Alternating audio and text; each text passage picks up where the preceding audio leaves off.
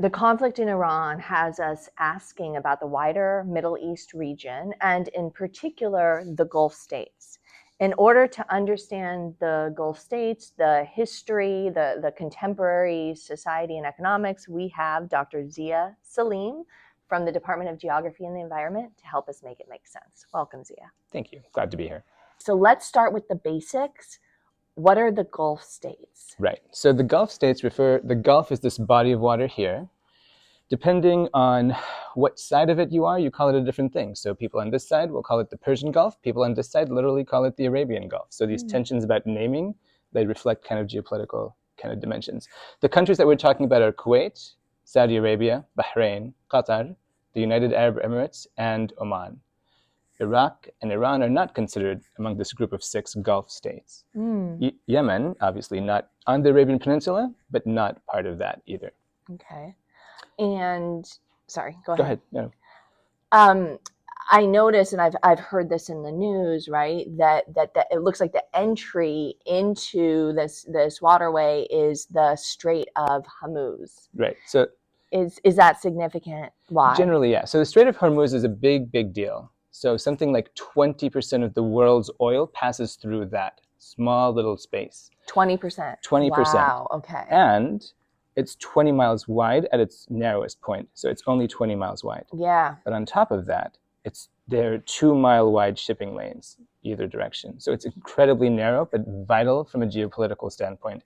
All of this economic activity from oil, petroleum, and natural gas passes through that on its way through the Gulf of Oman and into the Arabian Sea. Okay. And beyond.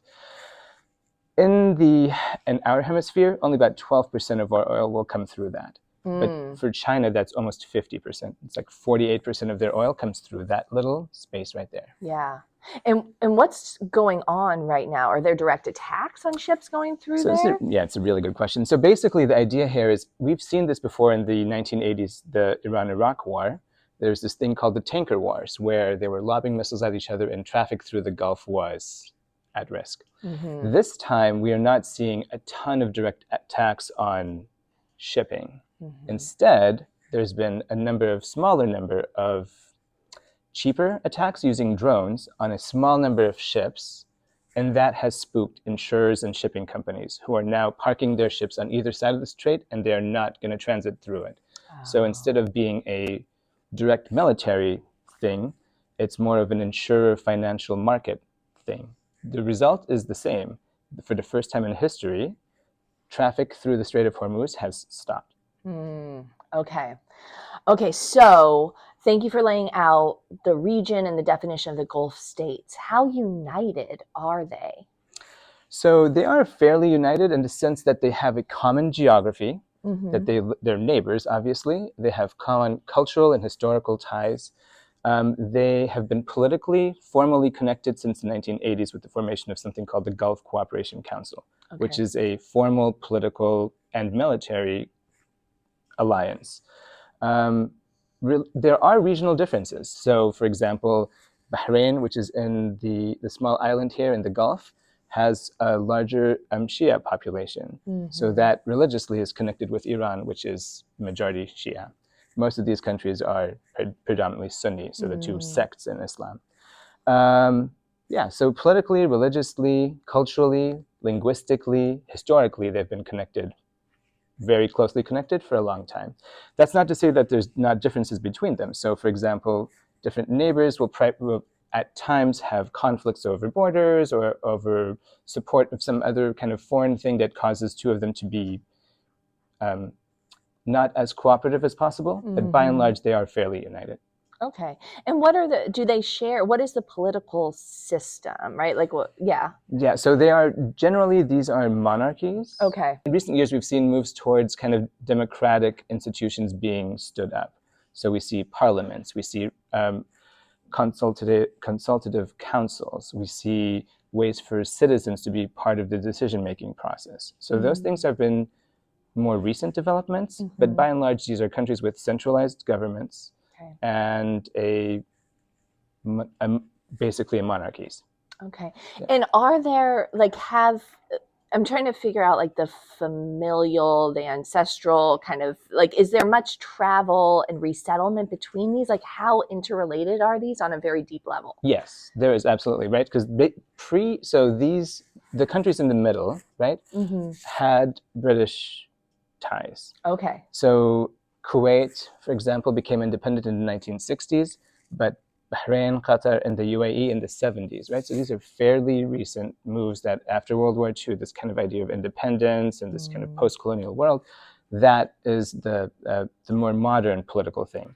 But prior to that, tribes of people moved across places with no borders, right? Families are connected by alliances or marriage over time. So they're the fluid kind of geography of the place pre-modern era means that they are connected in ways that are potentially deeper than just we share a border. Yeah. Okay. Yeah. Thank you. And linguistically, what language? Arabic. Arabic. Yes. Okay. So And there. a Gulf dialect of Arabic. So Okay. people in Egypt or Morocco can identify somebody from the Gulf just by listening to them. Oh, interesting. And what about the enduring connections between the Gulf states and Iran? So it's a big, well, so linguistically different people, right? Iran, Persian, Saudi Arabia, the Arabian Peninsula, Arab, right? Okay. So there's that. There's the sectarian thing, the dimension that says these are primarily Sunni, and at least the monarchies are all, even though this country has a Shia population, or a Shia majority.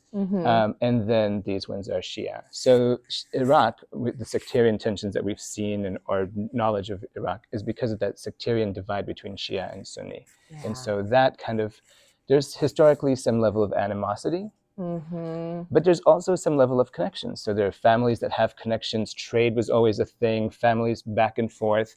So it's complicated. Yeah. But it's also the idea there's no border, right, between these two countries, Right. two parts of the world. They are neighbors. They proximity-wise, they know that what happens in one place will affect them and vice versa. Yeah. They may be both because large countries.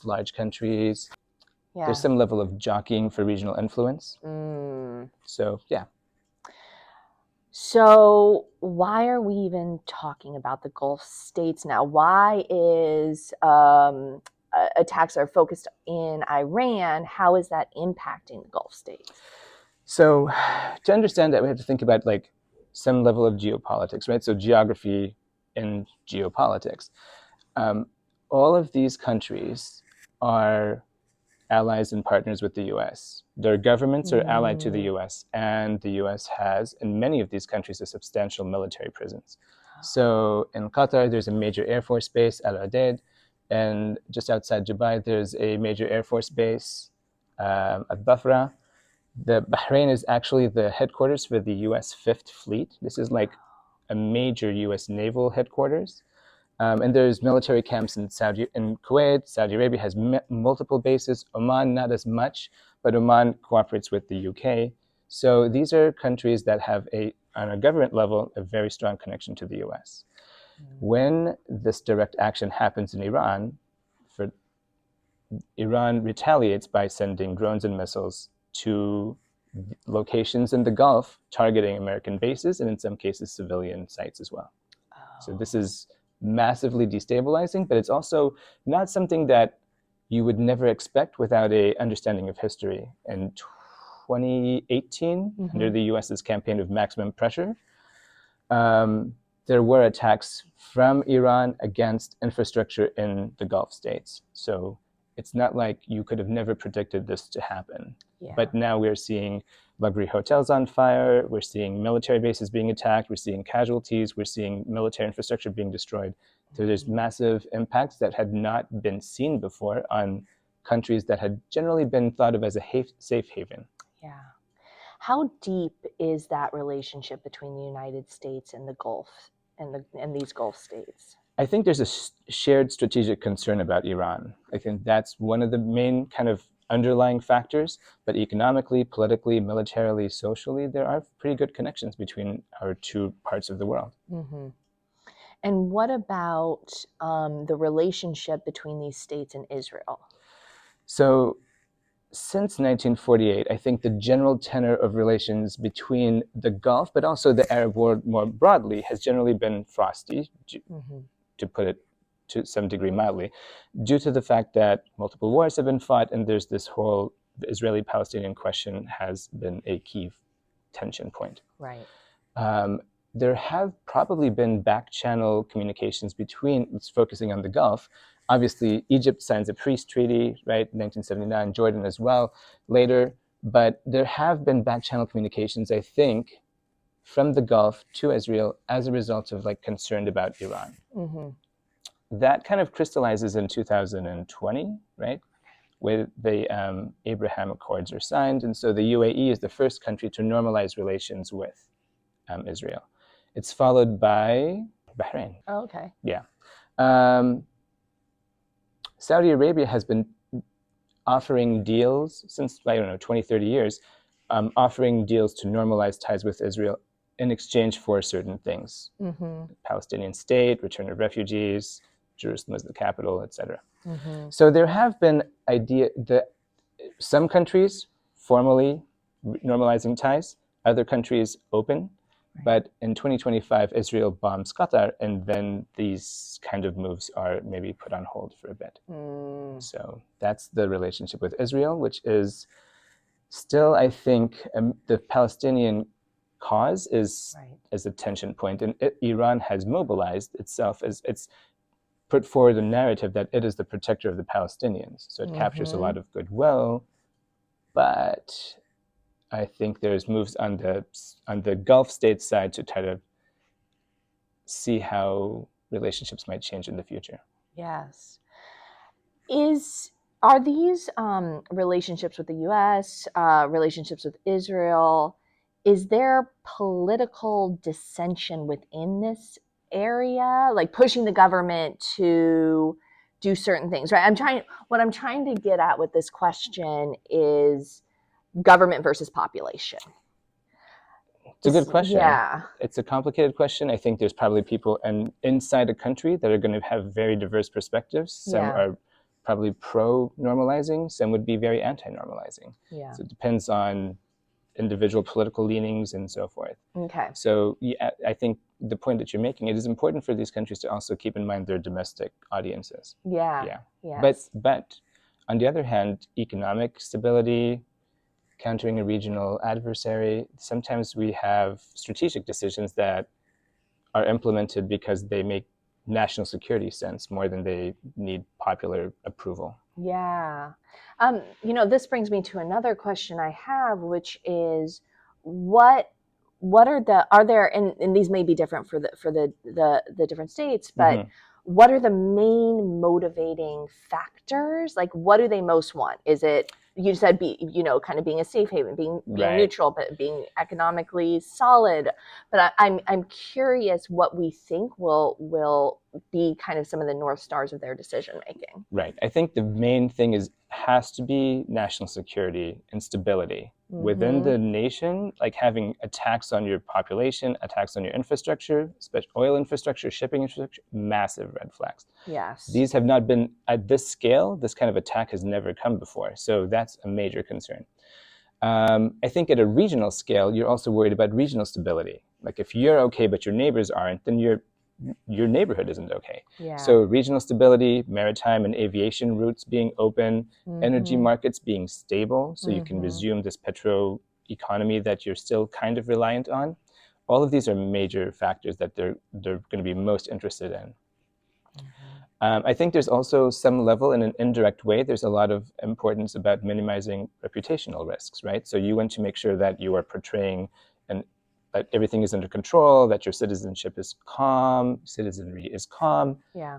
But also that investment, right? That tourism, innovation, tech investment, all that stuff that they've been trying to work on as they move towards a post-oil economy, that they're able to safeguard those.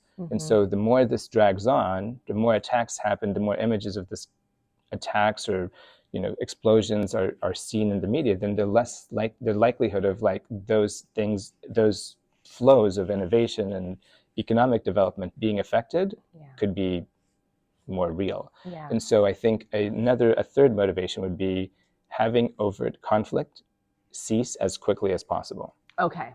Diplomacy has generally been diplomacy and dialogue has been something they've been trying to work towards. So Oman, for example, was mediating the U.S. nuclear talks with Iran before these attacks, and Qatar was mediating the U.S. Israel-Iran talks. Yes. So they have tried to act as this kind of walking the tightrope, pragmatic problem solvers, and I'm sure they would prefer to like have things return to normal as soon as possible. Yeah.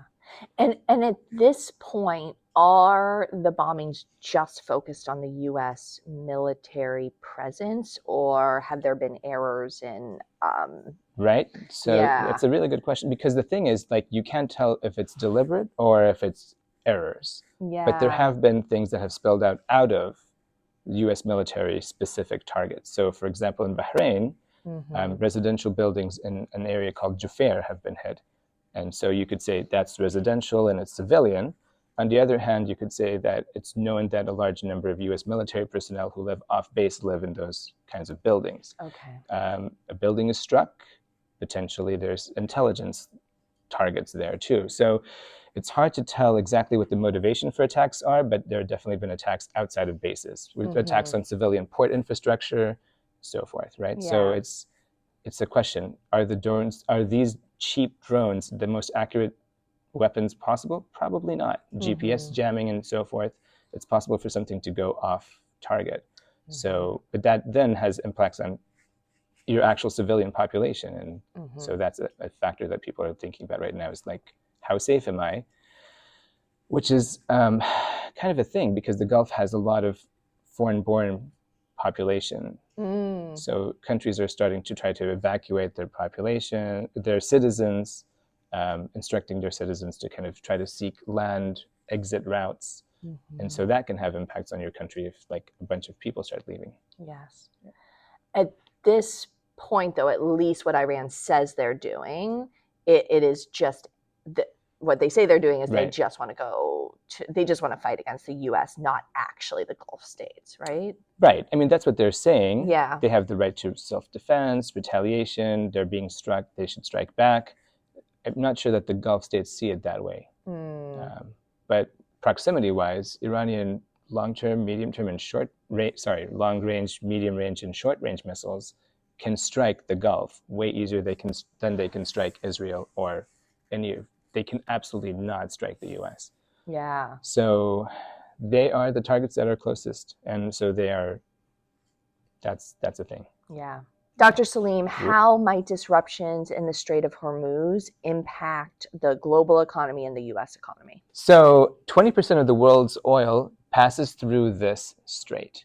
That's a strait that's literally 20 miles wide at its narrowest point, and it's only got two 2-mile wide shipping lanes in either direction. So economically, you can imagine that anything that needs energy is going to be affected when a major supply source is being disrupted because of a geopolitical moment in a specific location that's really narrow and hard to defend. What does that mean? Well, let's break down the number. Like that 20% of the world's oil doesn't just leave and go to 20% of the world. So in the Americas, we get about 12.5% of our oil comes through that strait.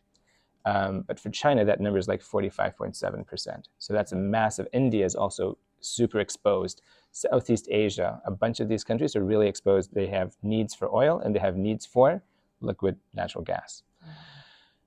Do they have stockpiles and reserves? Absolutely. But at some point, right, this puts pressure on the market. And so you've seen so far from the time we're speaking right now, oil prices on like market oil prices have gone up 15%. And the disruption to the Strait of Hormuz is kind of unprecedented in the sense that Iran has never closed the strait ever before. It has never been closed before. There have been wars in this region. There have been attacks in January. There have been massive disruptions. The strait has always been open. Now it is not. And so that the impact, the longer this persists, then the impacts will, reserves and stockpiles will start shrinking. Impacts in the economy in terms of rising energy costs could be felt. And that could have impacts on the day-to-day cost of products, transportation costs. and more, right? So this is an unprecedented kind of situation, and it remains to be seen what the impacts are, but it's going to be based on how long this lasts. This raises the question for me of how China might respond, given that 50% of their oil is dependent on peace in this region. So, I mean, there's different levels of thinking about it. Obviously, despite the fact that we in the US do not depend on it as massively for our own energy needs, it's an energy market, right? So if there's pressure here, then other things will rise in other places, kind of like a balloon effect.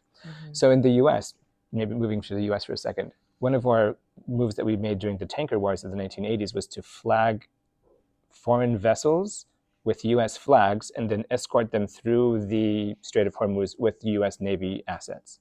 So the idea then would be if you attack this, you're attacking a US vessel and you're inviting retaliation. So Iran stayed away. The US has, I think, recently promised to try to implement another kind of US flag thing to allow movement of vessels through the strait. The problem is it's not only a military thing with missiles and mines, but now insurers and shipping companies are saying we don't want our boats going through this because we don't want them to be attacked. If you lose an entire ship or the crews that are on it, or you cause an ecological disaster in a very narrow place, these are all things that people do not want to be involved with. So the shipping has ended, has stopped, not as a result of military action, but as a result of kind of this pulling back by the insurers and the shipping companies. So you could say, China would say, we have an interest in seeing that kind of movement resume. Maybe we'll provide military protection. Or you could say it's possible that China would try to mediate an end to the situation in Iran as a result of its dependence on foreign oil. So it's hard to say exactly what China's reaction will be, but this will have, at some point, if this kind of situation persists, will have an impact on energy in India and in China and broadly within Asia. Right. Just to clarify, does Iran actually control the opening of this? I know right now this is a decision by insurers, by shipping companies, but does somebody have the power to actually close the strait? So they have stated publicly and on the radio channels that the ships can monitor that the strait is not open. They don't physically control it geographically, but they're saying, if you proceed through this, we will fire upon you. And so that is a threat that's, whether it's borne out by actual direct action or not, is enough of a threat to mean that shipping movement will stop. You could see strange, weird anomaly things. People running ships through that at night, which is incredibly risky to try to minimize the risk of attack, or going through it uninsured. Those are going to be very limited exceptional cases. By and large, shipping is pooled to the east and to the west of the strait right now. It's sitting in large numbers of tankers are piled up in these traffic jams. Other weird anomalies, Iraq depends on its oil to move out through the strait, but they don't have nobody has boats now to take, the tankers are not coming to take their oil, so they've shut down their entire oil production because there's nothing they can't export it. So national level infrastructure hasn't been attacked yet. If that were to happen, that would be another complication in terms of energy, because then if pipelines and refineries are damaged, which they haven't been yet, then repairing those takes time, and that'll put even more pressure on an already tight energy market. Paint us a picture of the Gulf states. Like, what should we know about this region? What makes it distinct? Sure. So most people, if you think the Middle East, have this kind of monolithic understanding of it, but the Gulf is actually really diverse and very different, distinct, and regionally in terms of its different populations, economic activity, and so forth. So most folks would think of oil as being associated with the Gulf, and that is, or with the Middle East, and that is true. It is. But it's also not the whole story. The Middle East is really diverse, right? There are many multiple Middle Easts, and one of them is the Gulf. They have been aware of the fact that these are finite resources, and their economies are too reliant on them. So for years, for decades now, they've been trying to prepare for transitions to post-oil economies. So this includes things like tourism, this includes things like attracting investment from the outside. They have very large sovereign wealth funds, but they are interested in being more connected with the global economy. So that wealth has led to some really exceptional cases. So Dubai's airport is the busiest airport in the world. Dubai also has the tallest skyscraper in the world, right? So Qatar hosted a World Cup in 2022. The next one will be held here in the US this year. So there are places that are trying to attract a lot of attention. They have this kind of status as a safe haven, right, within the maybe a more geopolitically dynamic region. They've been very stable. They have centralized governments, so they're able to implement infrastructure very quickly. They modernized really rapidly. Other kind of key features about them, they're really big nodes on international circuits of human migration. So each of these countries has different proportions, some more, some less, but there's large non-national populations in the UAE and Qatar, less so in Saudi, a lot in Kuwait. So imagine something like a huge percentage of your population in blue and white collar jobs being non-nationals. And so they're big destinations for human migration flows. What are your research interests in this area? So I'm an urban geographer. I'm very focused on understanding cities, how they grow, who they serve, how they look. A lot of things about cities really interest me. So I've researched cities for about the last 20 years. I've been really focused on understanding different cities in the US, in Latin America, but also in the Middle East. My doctoral research examines the Gulf state of Bahrain, right? So I studied gated communities in Bahrain, which are primarily targeted towards foreign middle and upper class expatriates, right? So little islands of foreigners on a desert island. I teach here at Cal State Fullerton, and I developed and teach a class called World Cities, right, which is part of our new urban studies minor. And that's intended to give students an understanding of comparative urbanization and trends in different regions of the world. So I've also lived in the Gulf for many years, and I've traveled to all of the Gulf countries. So this is a part of the world that I'm very familiar with. I speak the language. Linguistic abilities are important when you're communicating when you're working internationally. But it's funny, you really don't need a knowledge of Arabic to be able to do work in the Gulf, because English is so prevalent and because it's such a cosmopolitan society. Like there's people from all over the world. And so, yeah, this is a part of the world that I've researched, written about in book chapters and journal articles. It's a really fascinating part of the world. It's very diverse, and it's also very dynamic. You know, though, your research does raise this question. You've talked about how this region becomes a node for international migration. Right. And again, this may be something that's different in different regions, but I do wonder how integrated this international population becomes in the wider region, or how much they're creating their separate, distinct communities. Right. So it depends on the context, right? In countries that historically have been slightly more conservative, then the insular nature of these communities is more prominent. And where I was in Bahrain is fairly liberal, right? And so people's connections were not restricted to the places where they live, but they were more integrated into the wider society. And in fact, many people didn't live inside those gated compounds. They lived, in the Bahraini city. So I think it depends on the local context.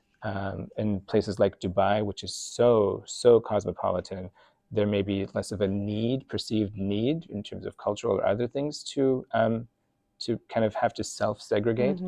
And so as the Gulf countries have recently, in the last 30, 40 years, have become more and more open to the outside, I think there's been less of a need for these really self-sustained, closed, insular places. But it is a really important question. It's like, how integrated are different groups when they migrate? Yeah. And when you lead a study abroad, where do you think you will take students? That's a really good, Where would you go? I've entertained this. So I think the United Arab Emirates are interesting because many people have heard of things like Dubai's skyscrapers, or they've seen an Emirates ad, or they see it on a soccer jersey or something, or they've had Dubai chocolate. But actually seeing the place firsthand is experientially would be really, really interesting. And to understand the different kinds of the many Dubais, right? The big logistics zones, the tourist serving infrastructure, the places where normal people live. They spend their everyday lives working, living, and playing that you don't see on social media or read about in the news. I think that would be interesting. Also, next door, one emirate down is Abu Dhabi. And Abu Dhabi's economic activity, they've been trying to position themselves. So just down the road. Oh, I see. They're trying to position themselves as being a kind of cultural center. So there is a branch of the Louvre, there's a branch of the Guggenheim, there is a very big Formula One amusement park called Ferrari World. Yep. So I think students might appreciate just the very rich diversity of economic and social and cultural things if they spent time in the Gulf, particularly in the United Arab Emirates. Oh, great. Okay, I'm going to hold you to it. Okay. What are the particular questions geographers ask when studying a region that another discipline might not? Sure. So I think one of the approaches in geography is something called regional geography. So you will get geographers who are specifically focused on a part of the world, and they understand it from multiple dimensions, historic, but also the physical, the climate, economic activity, social organization, right? All of those dimensions, the environment, all of these dimensions put together. So for example, in our geography department, we teach classes on China, on Asia, on Latin America, and on California and the US. So a regional focus, I think, is something that bringing together, integrating lots of different disciplines, right? From economics to political science to history to sociology, everything that we can think of, and understanding it to understand one specific place. So key concepts in geography include place, right? Like understanding what is the context of this specific place, what's its history, what's its population, how has it changed? Knowing the context and how it affects different things. It's not the same everywhere, right? And so I think a focus on place, understanding the specificity and the history of regions, those are, I think, two key pieces. And then the final one, just because we've got a map with us, and it's really lovely, but it's also the geographic proximity between countries, right? Understanding the spatial relationships. That strait is this narrow, and there is a ton of economic activity that's trying to get through it. So the geographic kind of influences on, and proximity being one of those, influences on global events. Amazing. For students who want to learn more from you, what do you teach? About the Gulf? Anything. Oh, more in general? Yeah. Like where non-Gulf? can we find you for those who want to learn more from you? Sure. So I teach a couple of classes that are general education classes here at CSUF. So Global Environmental Problems is a intro level, 100 level class. I'm excited to start a new chapter. Hopefully looking forward to teaching classes on U.S. national parks. So we have a national parks class. And then besides that, I'm very deeply involved in our new urban studies minor. And so I teach a class called Cities and Suburbs, which looks at US cities. I teach a class called World Cities, which looks at cities across the globe.